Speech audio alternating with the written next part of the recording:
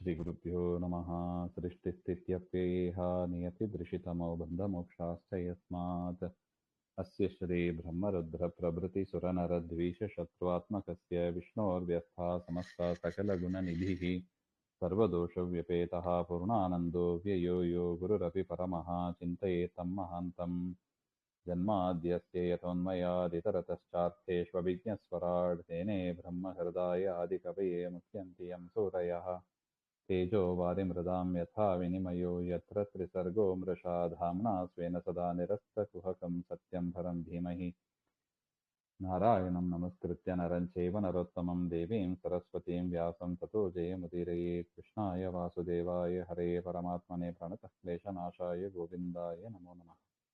ಶ್ರೀಮದ್ಭಾಗವತ 3ನೇ ಸ್ಕಂದ 17ನೇ ಅಧ್ಯಾಯದಲ್ಲಿ 26ನೇ ಶ್ಲೋಕ.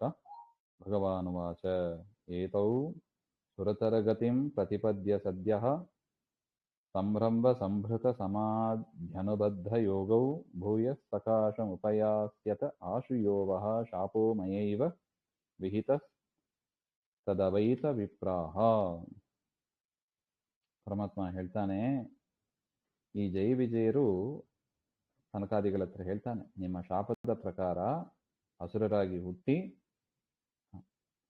ಬಾಹ್ಯ ಮನಸ್ಸು ಅಂದರೆ ಶರೀರದ ಮನಸ್ಸು, ಸ್ಥೂಲ ಶರೀರದ ಮನಸ್ಸು, ಅದರಲ್ಲಿ ತೀವ್ರವಾದ ದ್ವೇಷವನ್ನ ಮಾಡಿದರೂ ಕೂಡ, ಅಂದರೆ ಭಾರಿ ದ್ವೇಷವನ್ನ ಹರಿದ್ವೇಷ ಮಾಡಿದರೂ ಕೂಡ ಅವರ ಒಳಗಿನ ಮನಸ್ಸು ಅಂದರೆ ಸ್ವರೂಪ ಮನಸ್ಸು, ಸ್ವರೂಪ ದೇಹದಲ್ಲಿರತಕ್ಕ ಮನಸ್ಸು ಇದೆಲ್ಲ, ಅಲ್ಲಿ ಏಕಾಗ್ರ ಚಿತ್ತದಿಂದ ನನ್ನಲ್ಲೇ ಧ್ಯಾನ ಮಾಡ್ತಾ ಅವರು ಸದಾ ನನ್ನ ಕಡೆ ವಾಪಸ್ ಬಂದ್ಬಿಡ್ತಾರೆ. ಹಾಗೆ ನೋಡಿ, ಇದೇ ದೇವರು ಮಾಡುವ ದೊಡ್ಡ ಅನುಗ್ರಹ. ಹರಿದಾಸರಾದರೂ ಕೂಡ ತಪ್ಪು ಮಾಡ್ತಾರೆ, ತಪ್ಪು ಮಾಡಿದಾಗಲೂ ಕೂಡ ಶಿಕ್ಷೆ ಇದ್ದೇ ಇರುತ್ತದೆ.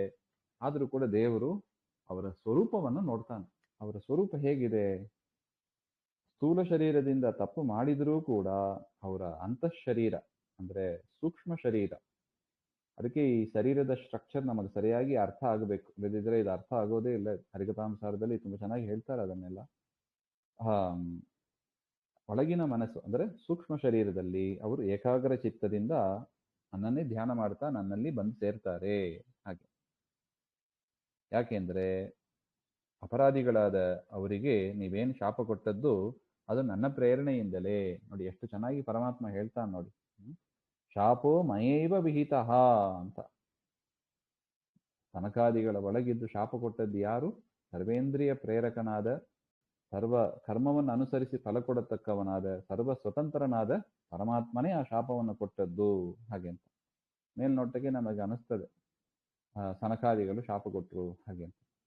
ಪರಮಾತ್ಮನ ಈ ಮಾತು ತುಂಬಾ ಚೆನ್ನಾಗಿದೆ ನೋಡಿ. ಯಾರು ಕೂಡ ಯಾವುದು ಮಾಡ್ಲಿಕ್ಕೆ ಆಗೋದಿಲ್ಲ. ಎಲ್ಲರ ಒಳಗಿದ್ದು ಪರಮಾತ್ಮನೇ ಮಾಡ್ತಾನೆ ಎಂಬ ಅದಕ್ಕೆ ಜ್ವಲಂತ ನಿದರ್ಶನ ಪರಮಾತ್ಮ ತಾನೇ ಹೇಳ್ತಾನೆ. ಶಾಪೋ ಮಯೈವ ವಿಹಿತಃ ಹಾಗೆ ಅಂತ. ಬ್ರಹ್ಮೋವಾಚ. ಈ ವಿಚಾರವನ್ನೆಲ್ಲ ನಾವು ಮರಿಬಾರದು. ಬ್ರಹ್ಮದೇವರು ಇಂದ್ರಾದಿಗಳ ಪ್ರಾರ್ಥನೆಯನ್ನು ಮನ್ನಿಸಿ ಈ ವಿಚಾರವನ್ನೆಲ್ಲ ಹೇಳ್ತಾ ಇದ್ದಾರೆ. ದಿತಿದೇವಿಯ ಗರ್ಭ ಅದರಿಂದ ಕತ್ತಲೆಯಾಗಿದೆ ಹಾಗೆ ಅಂತ ಇಂದ್ರಾದಿಗಳು ಬಂದು ಪ್ರಾರ್ಥನೆ ಮಾಡಿದ್ರು. ಬ್ರಹ್ಮದೇವರು ಈ ವಿಚಾರವನ್ನೆಲ್ಲ ಹೇಳ್ತಾ ಬರ್ತಾ ಇದ್ದಾರೆ. ಮತ್ತೆ ಬ್ರಹ್ಮದೇವರು ಹೇಳಿದ್ರು, ಅತತೆ ಮುನಯೋ ದೃಷ್ಟ್ವಾ ನಯನಾನಂದಭಾಜನಂ ವೈಕುಂಠಂ ತದಧಿಷ್ಠಾನಂ ವಿಕುಂಠಂ ಚ ಸ್ವಯಂಭುವಂ ಭಗವಂತಂ ಪರಿಕ್ರಮ್ಯ ಪ್ರಣಿಪತ್ಯಾನುಮಾನ್ಯ ಚ ಪ್ರತಿಜಗ್ಮುಹು ಪ್ರಮುದಿತಾಃ ಶಂಸಂತೋ ವೈಷ್ಣವೀಂ ಶ್ರಿಯಂ.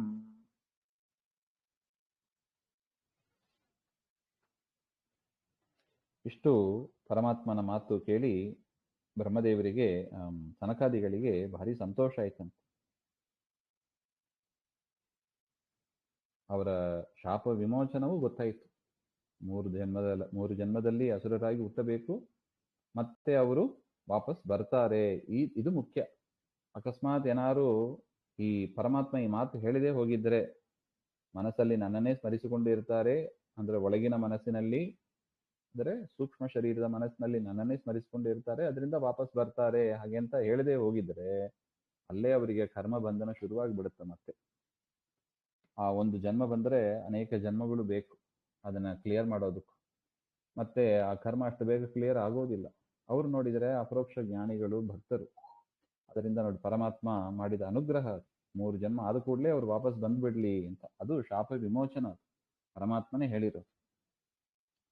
ಆ ವಿಚಾರವನ್ನು ಕೇಳಿ ಸನಕಾದಿಗಳಿಗೆ ಭಾರಿ ಸಂತೋಷ ಆಯ್ತು. ಇಲ್ಲದಿದ್ರೆ ಸಜ್ಜನರು, ಒಬ್ಬ ಸಜ್ಜನ ಫೇಲ್ ಆದರೂ ಕೂಡ ಬೇರೆ ಸಜ್ಜನರು ಅದನ್ನ ನೋಡಿ ಕಷ್ಟಪಡ್ತಾರೆ.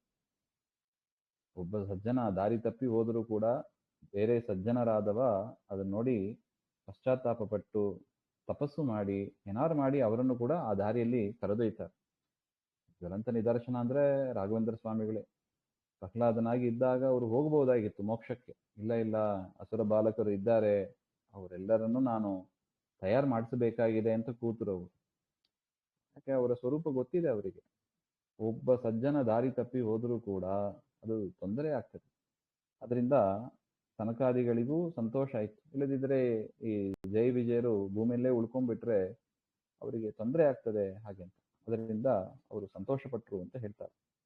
ನಿರ್ದುಷ್ಟನಾದ ಪರಮಾತ್ಮನ ಅನುಗ್ರಹ, ಸ್ವತಂತ್ರನಾದ ಸ್ವಾಮಿ ಶ್ರೀ ಹರಿಯನ್ನು ಇಡೀ ಜಗತ್ತು ಅವನನ್ನೇ ಆಶ್ರಯಿಸಿದೆ. ಮತ್ತು ಆ ಪರಮಾತ್ಮನನ್ನ ಕಂಡು ತುಂಬ ಸಂತೋಷಪಟ್ಟರು. ಮತ್ತು ಆ ವೈಕುಂಠ ಲೋಕ, ಅದನ್ನು ಕೂಡ ಪ್ರಕಾಶಮಾನವಾದ ಲೋಕ ಅದು, ಅದನ್ನು ಕಣ್ತುಂಬ ನೋಡಿದರು ಹಾಗೆ ಅಂತ ಹೇಳ್ತಾರೆ. ತದನಂತರ ಪ್ರದಕ್ಷಿಣೆ ಮಾಡಿ ಪರಮಾತ್ಮನಿಗೆ ಸಾಷ್ಟಾಂಗ ನಮಸ್ಕಾರ ಮಾಡಿ ಪರಮಾತ್ಮನ ಆಜ್ಞೆಯನ್ನು ಪಡೆದು ಆನಂದ ಭರಿತರಾಗಿ ಪರಮಾತ್ಮನ ಸ್ವರೂಪವನ್ನ ಗಾನ ಮಾಡ್ತಾ ಅಲ್ಲಿಂದ ಅವರು ವಾಪಸ್ ಹೋದರು ಅಂತ ಹೇಳ್ತಾರೆ. ಇದು ಆದ ವಿಚಾರ. ಬ್ರಹ್ಮದೇವರು ಮುಂದುವರೆಸು ಹೇಳ್ತಾರೆ. ಭಗವಾನ್ ಅನುಗಾವಾಹ ಯಾತಂ ಮಾ ಭೈಷ್ಟಮಸ್ತು ಶಂ ಬ್ರಹ್ಮತೇಜ ಸಮರ್ಥೋಪಿ ಹಂತುಂ ನೇಚ್ಛೇ ಮತಂ ತುಮೇ ಏತತ್ ಪುರೈವ ನಿರ್ದಿಷ್ಟಂ ರಮಯಾ ಕ್ರುದ್ಧಯಾ ಯದಾ ಪುರಾ ಪವಾರಿತಾ ಧ್ವಾರಿ ವಿಶಂತಿ ಮಯ್ಯುಪಾರತೆ. ಚೆನ್ನಾಗಿ ಹೇಳ್ತಾ ನೋಡಿ ಪರಮಾತ್ಮ. ಕರುಣಾಳು ಅಂತ ಹೇಳೋದು. ಸನಕಾದಿಗಳು ಹೋದ ಬಳಿಕ ದೇವರು ಹೋಗ್ಬೋದಾಯ್ತು. ದೇವರು ಜಯ ವಿಜಯರನ್ನ ಕನ್ವಿನ್ಸ್ ಮಾಡ್ತಾ ಇದ್ದಾನೆ. ನೋಡು, ಪರಮಾತ್ಮ ಹೇಳಿದ ಮಾತು, ನೀವು ಹೊರಡ್ರಿ, ಮಾ ಭೈಷ್ಟಂ ಅಸ್ತು ಯಾತಂ, ನೀವು ಈಗ ಹೊರಟೋಗಿ, ನೀವು ಹೆದರ್ಬೇಡಿ ಹಾಗೆ ಅಂತ. ನೋಡಿ, ಮೊದಲು ಬರೋದೇ ಹೆದರಿಕೆ. ಪರಮಾತ್ಮನನ್ನ ಬಿಟ್ಟು ದೂರ ಹೋಗೋದು ಅಂದ್ರೆ ಅದೇ ದೊಡ್ಡ ಹೆದರಿಕೆ. ಪರಮಾತ್ಮನನ್ನ ಮರೆಯೋದೇ ದೊಡ್ಡ ಹೆದರಿಕೆ ನಮಗೆ. ನಿಮಗೆ ಶುಭವಾಗ್ತದೆ. ನಿಮ್ಮ ಮೇಲೆ ಬಂದಿರತಕ್ಕ ಈ ಶಾಪವನ್ನ ಪರಿಹಾರ ಮಾಡೋದಕ್ಕೆ ನನಗೆ ಸಾಮರ್ಥ್ಯ ಇದೆ. ಸನಕಾದಿಗಳು ಅದನ್ನೇ ಹೇಳಿದರು. ನೀ ಬೇಕಾದ್ರೆ ಶಾಪವನ್ನ ವಾಪಸ್ ತೆಕ್ಕೋ, ಇಲ್ಲದಿದ್ರೆ ನಮಗೇ ಬೇಕಾದ ಶಾಪವನ್ನು ಕೊಡು, ಅಷ್ಟೆಲ್ಲ ನಿನಗೆ ಸಾಮರ್ಥ್ಯ ಇದೆ. ಪರಮಾತ್ಮನು ಅದನ್ನೇ ಹೇಳ್ತಾ ಇದ್ದಾನೆ. ಈಗ ನಿಮಗೆ ಕೊಟ್ಟ ಈ ಶಾಪವನ್ನ, ಸನಕಾದಿಗಳು ಕೊಟ್ಟ ಶಾಪವನ್ನ ವಾಪಸ್ ತೆಗೆಯುವ ಸಾಮರ್ಥ್ಯ ನನಗಿದೆ. ಆದರೂ ಕೂಡ ನಾನು ಅದನ್ನ ಇಷ್ಟಪಡೋದಿಲ್ಲ. ಯಾಕೆ? ಆ ಶಾಪ ನನಗೆ ಸಮ್ಮತವಾದದ್ದೇ. ಬ್ರಹ್ಮತೇಜ ಸಮರ್ಥಃ ಅಪಿ ಹಂತುಂ ನೇಚೆ ಮತಂ ತುಮೇ. ಇದು ನನ್ನ ಅಭಿಪ್ರಾಯ, ನನ್ನ ಮತ. ಇದು ನನ್ನ ಮತ ಅಂದ್ರೆ ಏನು? ನನ್ನ ಥಾಟ್ಸ್, ಇದು ನನ್ನ ಇಚ್ಛೆ, ಹಾಗೆ ಇದೆ ಅದು. ಯಾಕೆ ಸ್ವಾಮಿ ಹಾಗೆಂದ್ರೆ, ಪರಮಾತ್ಮ ನೆನಪಿಟ್ಕೊಂಡಿದ್ದಾನೆ ನೋಡಿ, ದೇವರು ಯಾವುದನ್ನು ಮರೆಯೋದಿಲ್ಲ. ಹಿಂದೆ ಏತತ್ತು ಪುರೈವ ನಿರ್ದಿಷ್ಟಂ. ಒಂದ್ಸಲ ಏನಾಯ್ತಂದ್ರೆ, ನಾನು ಯೋಗ ನಿದ್ರೆ ಮಾಡ್ತಾ ಇರುವಾಗ ಲಕ್ಷ್ಮೀದೇವಿ ಆ ದ್ವಾರದಿಂದ ಒಳಗೆ ಬರಬೇಕು ಅಂತ ಹೋಗ್ತಾ ಇರುವಾಗ ಲಕ್ಷ್ಮೀದೇವಿಯನ್ನೇ ತಡೆದು ಬಿಟ್ರಂತೆ ಈ ಜಯ ವಿಜಯರು. ಪರಮಾತ್ಮ ಯೋಗ ನಿದ್ರೆಯಲ್ಲಿ ಇದ್ದಾನೆ, ಈಗ ನೀವು ಹೋಗಬಾರದು ಹಾಗೆ ಲಕ್ಷ್ಮೀದೇವಿಯನ್ನೇ ತಡೆದ್ರು. ಆಗ ಲಕ್ಷ್ಮೀದೇವಿಗೆ ಭಾರಿ ಸಿಟ್ಟು ಬಂತು.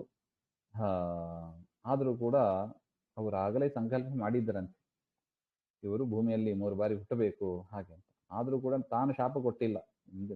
ಮಾಡಿದ್ರ ತಾಳಿ ಅಂತ ಹೇಳಿ ಸನಕಾದಿಗಳು ಬರ್ತಾರೆ, ಅವ್ರಿಗೆ ಅಂದ್ರೆ ನಿಮಗೆ ಶಾಪ ಕೊಡಿಸ್ತೇನೆ ಹಾಗೆಂತ ಆಗಲೇ ರಮೆಯ ಸಂಕಲ್ಪ ಆಗಿತ್ತು.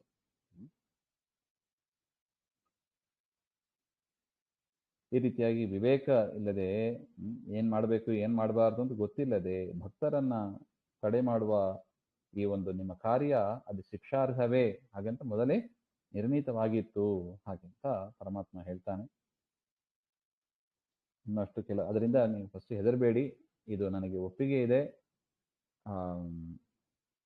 ಇದು ಮೊದಲೇ ಆಗಬೇಕಾಗಿದ್ದು. ಲಕ್ಷ್ಮಿಯನ್ನ ತಡೆ ಮಾಡಿದ್ದು ಎಂಥ ಅಪರಾಧ ನೋಡಿ. ಲಕ್ಷ್ಮೀದೇವಿಯನ್ನೇ ನೀನು ಮನೆ ಒಳಗೆ ಬರಬಾರ್ದು ಅಂದ್ರೆ ಹೇಗಿರ್ಬೇಕು? ಅದರಿಂದ ನಿಮಗೆ ಈ ಶಾಪ ಇದು ಸರಿಯಾದದ್ದು ಹಾಗೆ ಅಂತ ಪರಮಾತ್ಮ ಹೇಳಿ ಮತ್ತೆ ಕನ್ವಿನ್ಸ್ ಮಾಡ್ತಾನೆ. ಆ ಮಾತನ್ನ ಮುಂದೆ ನೋಡೋಣ. ಅಂತರ್ಗತ. ಶ್ರೀಕೃಷ್ಣ ಅರ್ಪಣಮಸ್ತು. ಶ್ರೀ ಹರೇ ನಮಃ. ಅವರು ಅಂಶ ಜೀವರಲ್ವಾ?